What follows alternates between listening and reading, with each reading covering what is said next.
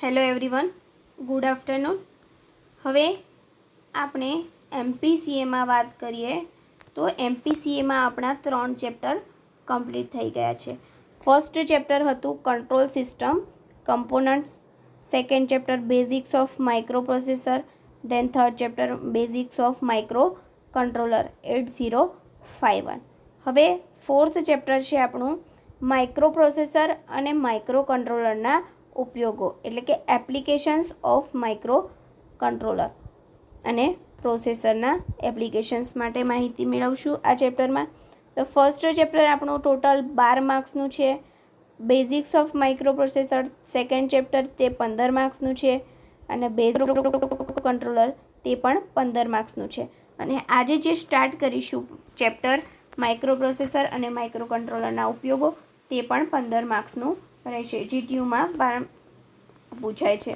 હવે એમાં આપણે જોઈશું ફર્સ્ટ ટોપિક છે મેમરીના વિવિધ પ્રકારો, random access memory, decoder, RAM ROM organisation, memory interfacing કેવી રીતે થાય છે તેની માહિતી મેળવશું, ડેટા ટ્રાન્સફર કેવી રીતે કરી શકાય તેની માહિતી મેળવશું અને બેઝિક્સ ઓફ માઇક્રો કંટ્રોલર અને પ્રોસેસરનો ઉપયોગ કઈ કઈ જગ્યાએ થાય છે, એસટીઆરના ફાયરિંગ ખુલ્લાનો કંટ્રોલ કેવી રીતે થશે એના વિશે માહિતી મેળવશું, માઇક્રો પ્રોસેસર દ્વારા ટ્રાફિક કંટ્રોલ કેવી રીતે કરી શકીએ એના વિશે માહિતી મેળવશું, ડેટા એક્વિઝિશન સિસ્ટમ તે વારંવાર જીટીયુમાં પૂછાય છે તો એની પણ આપણે માહિતી મેળવશું.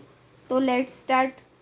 ચેપ્ટર નંબર 4 માં ઇન્ટ્રોડક્શનમાં છે કે એક મેમરી માઇક્રો પ્રોસેસર આધારિત સિસ્ટમનો એક અનિવાર્ય ભાગ છે. એટલે કે જે માઇક્રો પ્રોસેસર છે એ શું છે તો કોઈ પણ સિસ્ટમનો એક અનિવાર્ય ભાગ છે, એટલે કે એના વગર ચાલશે નહીં. હવે મેમરી પ્રોગ્રામની બાઇનરી ઇન્સ્ટ્રક્શનનો અને ડેટા માટે જરૂરી જગ્યા પૂરી પાડે છે. એટલે કે મેમરી શું કરે છે, કોઈ પણ ડેટા ઇન્સ્ટ્રક્શન હોય તેના માટે જગ્યા પૂરી પાડે છે. મુખ્યત્વે મેમરીના કેટલા ભાગ હોય છે? મુખ્યત્વે મેમરીના 2 ભાગ હોય છે, પ્રાઇમરી મેમરી અને સેકન્ડરી મેમરી. હવે રેમ અને રોમની પ્રાથમિક મેમરી બનાવે છે, એટલે કે રેમ અને રોમની પ્રાથમિક મેમરી બનાવે છે.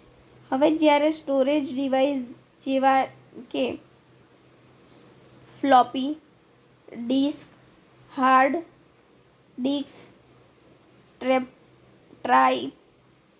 ડ્રાઈવ વગેરે સિસ્ટમની ગૌણ મેમરીનો ભાગ છે, એટલે કે એ મેમરીનો ભાગ છે. આ પ્રકારમાં આપણે પ્રાથમિક મેમરીનું આંતરિક બંધારણ અને તેને માઇક્રોપ્રોસેસર સાથે કેવી રીતે ઇન્ટરફેસ કરી શકાય તે આપણે આ ચેપ્ટરમાં શીખવાનું છે. એટલે કે મેમરીનું ઇન્ટરફેસિંગ કેવી રીતે કરી શકાય એના વિશે માહિતી મેળવશું અને સ્ટાન્ડર્ડ મેમરી ચિપનો અભ્યાસ પણ કરીશું. એટલે કે સ્ટાન્ડર્ડ મેમરી ચિપ કેટલાની હોય છે, કેવી હોય છે એના વિશે આપણે અભ્યાસ કરીશું. સિસ્ટમમાં ડેટા માઇક્રોપ્રોસેસરમાં અને મેમરી સાથે અને સેકન્ડરી ડિવાઇસીસ તેમજ મેમરીના જુદા જુદા ભાગો વચ્ચે ટ્રાન્સફર થાય છે. એટલે કે અમુક ડેટા હોય છે તે જુદા જુદા ભાગો વડે ટ્રાન્સફર થઈ જાય છે. ડેટા ટ્રાન્સફર માટે જુદી જુદી રીતો છે, એટલે કે ડેટા જે ટ્રાન્સફર કરવા હોય તો તેના માટે શું છે, અલગ અલગ રીતો છે, જેમાં પોલિંગ, ઇન્ટરપ્ટ, ડેમ વગેરેનો સમાવેશ થાય છે. હવે પોલિંગ ખૂબ જ પ્રાથમિક રીત છે અને પ્રાયોગિક રીત ઉપયોગી નથી, જેમાં પોલિંગ, ઇન્ટરપ્ટ અને ડીએમએ એટલે કે ડાયરેક્ટ મેમરી એક્સેસનો સમાવેશ થાય છે. પોલિંગ ખૂબ જ પ્રાથમિક રીત છે અને પ્રાયોગિક રીતનો ઉપયોગ કરવામાં આવે છે. હવે ઇન્ટ્રોડક્શનમાં છે કે જ્યારે આપણે ઇન્ટરપ્ટ રીત નાના ડેટા ટ્રાન્સફર જેવા કે થોડી બાઇટો ટ્રાન્સફર કરવા માટે ઉપયોગી છે, તેમાં ડીએમએ મોટા જથ્થામાં ડેટા ટ્રાન્સફર કરવા માટે ઉપયોગી છે. એટલે કે ડીએમઈનો ઉપયોગ ક્યારે થાય છે કે જ્યારે મોટા જથ્થામાં આપણે કોઈપણ ડેટાને ટ્રાન્સફર કરવા હોય ત્યારે આપણે DMAનો ઉપયોગ કરીએ છીએ. જેમ કે ડિસ્ક અને મેમરી વચ્ચે ફાઇલ ટ્રાન્સફર થતી હોય તે મોટા જથ્થામાં ફાઇલ ટ્રાન્સફર થતી હોય તેવું કહેવામાં આવે છે. હવે જુદા જુદા ઇનપુટ અને આઉટપુટ ડિવાઇસોને માઇક્રો પ્રોસેસર સાથે જોડવામાં આવે છે. એટલે કે જુદા જુદા ઇનપુટ આઉટપુટ ડિવાઇસ હોય તેને આપણે કોના સાથે જોડીએ છીએ? માઇક્રો પ્રોસેસર દ્વારા સાથે જોડીએ છીએ. અને પ્રોગ્રામેબલ પેરિફરલ ચિપનો ઉપયોગ થાય છે. એટલે કે એ બધું કરવા માટે પ્રોગ્રામેબલ ચિપનો ઉપયોગ થાય છે. 8255 એ પ્રોગ્રામેબલ ઇનપુટ આઉટપુટ કંટ્રોલ છે. એટલે 8255 એ પ્રોગ્રામેબલ ઇનપુટ આઉટપુટ કંટ્રોલર છે, જે LED પોર્ટ, ડીપ સ્વિચો અને બીજા ઘણા ડિવાઇસો જેવા કે બોર્ડને આમ પ્રોસેસર સાથે જોડવા માટે ઉપયોગી છે. તેઓ જુદા જુદા મોડમાં કામ કરે છે. એટલે કે બધા અલગ અલગ મોડમાં કામ કરે છે જેને પ્રોગ્રામ કરી શકાય છે. એટલે કે જેમાં પ્રોગ્રામ આપણે કરી શકીએ છીએ. આમ આવા ડિવાઇસીસને ઇનપુટ આઉટપુટ પોર્ટ સાથે કામ કરતી વખતે ફ્લેક્સિબિલિટી પૂરી પાડે છે. એટલે કે જે મોડ હોય છે તે બધા ફ્લેક્સિબિલિટી પૂરી પાડવા માટે તેનો ઉપયોગ થાય છે. હવે મોસ્ટ આઈએમપી ક્વેશ્ચન છે જે વારંવાર GTમાં પૂછાય છે. મેમરીના વિવિધ પ્રકારો જણાવો. હવે મેમરીના વિવિધ પ્રકારો જણાવો તો આપણે એમાં ફર્સ્ટ છે મેમરીના મુખ્ય 2 ભાગ છે. મેમરીના કેટલા ભાગ છે? 2 ભાગ, રેમ અને રોમ. રેમ એટલે કે રીડ અને રાઇટ મેમરી, અને જ્યારે રોમ મીન્સ ઓનલી રીડ મેમરી, એટલે ખાલી તે વાંચી શકે છે. રેમ છે તે વાંચી અને લખી શકે છે, જ્યારે રોમ છે તે ઓનલી ખાલી વાંચી જ શકે છે. હવે ફર્સ્ટ છે રીડ રાઇટ મેમરી. રેમ વિશે આપણે ચર્ચા કરીએ તો રેમ આ મેમરી રેન્ડમ એક્સેસ મેમરી તરીકે ઓળખાય છે. એટલે કે રેમ મેમરી છે એ રેન્ડમ એક્સેસ મેમરી તરીકે ઓળખવામાં આવે છે. રેમ એ પ્રોગ્રામને એક્ઝિક્યુટ થવા માટે જરૂરી જગ્યા પૂરી પાડે છે. એટલે રેમ શું કરે છે કે પ્રોગ્રામને એક્ઝિક્યુટ એટલે કે પૂરો થવા માટે જરૂરી જગ્યાને પૂરી પાડે છે. અને રેમ વોલેટાઇલ મેમરી છે.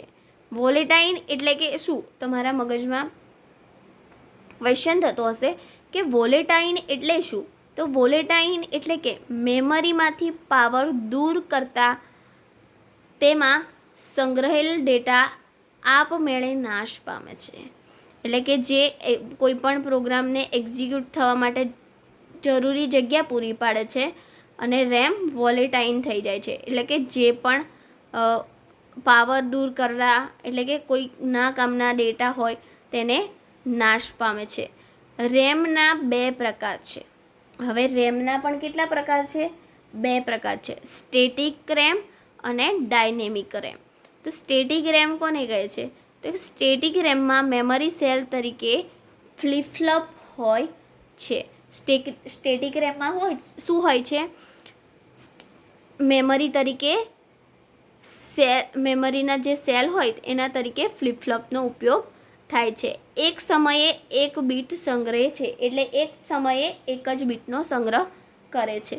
જ્યાં સુધી બીટ બદલવામાં ન આવે ત્યાં સુધી જાળવી રાખે છે. એટલે કે જ્યાં સુધી આપણે બીજી બીટ ના બદલીએ ત્યાં સુધી તેને સંગ્રહી રાખે છે, એટલે સ્ટોર કરી રાખે છે. સ્ટેટિક રેમમાં બીટ વોલ્ટેજ રૂપે સંગ્રહાતી હોય કોઈ વધારાની રિફ્રેશ સર્કિટની જરૂર રહેતી નથી અને તે મોંઘી છે પરંતુ સસ્તી છે. નેક્સ્ટ છે ડાયનેમિક રેમ. ડાયનેમિક રેમ કોને કહે છે? ડાયનેમિક રેમ એ મેમરી સેલ તરીકે મોસ્ટ ટ્રાન્ઝિસ્ટર હોય છે, જે બીટને કેપેસિટર ચાર્જના સ્વરૂપે સંગ્રહે છે. એટલે કે બીટને શાના દ્વારા સંગ્રહે છે? કેપેસિટર ચાર્જના સ્વરૂપમાં તે સંગ્રહે છે, એટલે કે સ્ટોર કરે છે. D RAM. નો ફાયદો એટલે કે ડાયનેમિક રેમના ફાયદાઓ એ કે તેમાં થોડા વિસ્તારમાં ઘણા ટ્રાન્ઝિસ્ટર સમાઈ શકતા હોવાથી ઘનતા ઊંચી હોય છે. એટલે કે થોડી જગ્યામાં થોડા વિસ્તારમાં ઘણા બધા ટ્રાન્ઝિસ્ટરનો સમાવેશ થઈ શકે છે. આ મેમરી સસ્તી છે. મુખ્યત્વે તેના 2 જ ગેરફાયદા છે. તેમાં ચાર્જ સમય પસાર થતાં લિંક થતો હોવાથી તે ખાસ રિફ્રેશ સર્કિટની જરૂર પડે છે. એટલે કે આમાં શું થાય છે, રિફ્રેશ સર્કિટનો ઉપયોગ કરવામાં આવે છે. નેક્સ્ટ રેમ છે બીજો ભાગ, રીડ ઓનલી મેમરી એટલે કે ખાલી વાંચી શકે તેવી મેમરી. તો મોનિટર પ્રોગ્રામ જેવા કાયમી પ્રોગ્રામને સિસ્ટમમાં સંગ્રહવા રોમનો ઉપયોગ થાય છે. એટલે કે રોમનો ઉપયોગ શું થાય છે કે કાયમી ડેટા સંગ્રહવાનો હોય, સ્ટોર કરવાનો હોય ત્યારે આપણે રોમનો ઉપયોગ કરતા હોય છે. મોનિટર પ્રોગ્રામ નાના ઇનપુટ ફંક્શનો દ્વારા સિસ્ટમને કામ કરવા માટે તૈયાર કરે છે. એટલે કે જે પણ મોનિટર હોય તે પ્રોગ્રામને નાના અમથા ઇનપુટ આઉટપુટ ફંક્શન હોય તેના દ્વારા કામ કરવા, એટલે કે જે પણ પ્રોગ્રામ ઇન્સ્ટ્રક્શન જે કરવાનું હોય તેને માટે તૈયાર કરે છે. રોમ નોન વોલેટાઇલ મેમરી છે. નોન વોલેટાઇલ એટલે કે જે પાવર બંધ કર્યા બાદ પણ તે પોતાનો ડેટા જાળવી રાખે છે. એટલે આપણે પાવર બંધ કરી દઈએ તો પણ તે પોતાનો ડેટા જાળવી રાખે છે. હવે રોમ છે એ જુદા પ્રકારની હોય છે. Mask ROM, programmable read only memory એટલે કે PROM વગેરે મેમરી હોય છે. તો ફર્સ્ટ આપણે જોઈશું માસ્ક રોમ. માસ્ક રોમ કોને કહે છે? તો આ પ્રકારની રોમમાં બીટ પેટર્નને ઉત્પાદન દ્વારા જ ખાસ પ્રોસેસ દ્વારા કાયમી રીતે મૂકી દેવામાં આવે છે. એટલે કે કાયમી રૂપે તેને મૂકવામાં આવે છે. આ મેમરી બનાવવા ખાસ પ્રકારના ઉપકરણોની જરૂર પડતી હોવાથી જો મોટા જથ્થામાં ઉત્પાદન કરવામાં આવે તો જ સસ્તી પડે છે. એટલે કે આ મેમરી જો બનાવવાની હોય માસ્કડ મેમરી તો એમાં ખાસ પ્રકારના ઉપકરણોની એટલે ખાસ પ્રકારના સાધનોની જરૂર પડે છે. અને જો આને બલ્કમાં એટલે કે જથ્થામાં બનાવવાની હોય તો જ આ મેમરી સસ્તી પડે છે. નેક્સ્ટ છે પ્રોગ્રામેબલ રીડ ઓનલી મેમરી એટલે કે PROM. આ મેમરી માત્ર એકવાર યુઝર કે ઉત્પાદન દ્વારા પ્રોગ્રામ થઈ શકે છે. એટલે કે ઓનલી વન વાર આપણે તેને યુઝ કરી શકીએ છીએ. આ મેમરીને પ્રોગ્રામ કરવા માટે એ જે પણ મેમરી છે એને પ્રોગ્રામ કરવા માટે એક ખાસ ઉપકરણની જરૂર પડે છે જેને PROM એટલે કે પ્રોગ્રામરની જરૂર પડતી છે, જે મેમરીને અંદર મેટ્રિક્સ સ્વરૂપે રહેલા ફ્યુઝમાંથી પસંદગીના ફ્યુઝોને સળગાવી પ્રોગ્રામ કરે છે. એટલે કે પોતાના પસંદના જે ફ્યુઝ હોય તેને સળગાવીને તે પોતાનું કામ કરે છે. નેક્સ્ટ છે ઇરેઝેબલ પ્રોગ્રામેબલ મેમરી ROM એટલે કે આ મેમરી વારંવાર પ્રોગ્રામ કરી શકાય છે. એટલે કે આ મેમરી જે મેમરી છે એમાં શું કરી શકાય છે, વારંવાર પ્રોગ્રામ આપણે કરી શકીએ છીએ. તે પ્રોગ્રામ કરવા માટે EPROM પ્રોગ્રામરની જરૂર પડે છે. એટલે જો કોઈ પણ પ્રોગ્રામ કરવાનો હોય તો આપણે કયા મેમરીની જરૂર પડે છે? EPROM પ્રોગ્રામરની જરૂર પડે છે. આ મેમરીમાં રહેલ ડેટાને EPROM ચિપની ઉપર આવેલા નાનકડા વિન્ડોમાંથી અલ્ટ્રાવાયોલેટ લાઇટ પસાર કરી એને નાશ કરી શકાય છે. હવે એને નાશ કરી શકાય છે માટે આ મેમરીનો સામાન્ય રીતે કોઈ નવી પ્રોડક્ટ બનાવવામાં ઉપયોગમાં લેવાતી નથી. હવે લાસ્ટ મેમરી છે electrically erasable programmable ROM EEPROM તેને કહેવામાં આવે છે. આ મેમરીને વારંવાર પ્રોગ્રામ કરી શકાય છે. એટલે કે જે આ મેમરી છે એમાં વારંવાર પ્રોગ્રામ કરી શકાય છે. ફરક માત્ર એટલો જ છે કે અલ્ટ્રાવાયોલેટ લાઇટને બદલે તેમાં ડેટાનો ઇલેક્ટ્રિકલી નાશ કરવામાં આવે છે. એટલે બીજી બધી રેમમાં અલ્ટ્રાવાયોલેટનો ઉપયોગ કરીને નાશ કરવામાં આવે છે ડેટાનો, જ્યારે ઇલેક્ટ્રિકલી ઇરેઝેબલમાં ઇલેક્ટ્રિસિટીનો ઊંચો કરંટ આપી ડેટાને નાશ કરવામાં આવે છે. તો આ થઈ ગયું આપણું ટાઈપ્સ ઓફ મેમરી. તો કેટલા ટાઈપ્સ છે મેમરીના? મોસ્ટ આઈએમપી મેમરીના વિવિધ પ્રકારો. મેમરીના કેટલા પ્રકાર છે? 2 પ્રકાર, રેમ અને રોમ. હવે રેમમાં કેટલા પ્રકાર છે?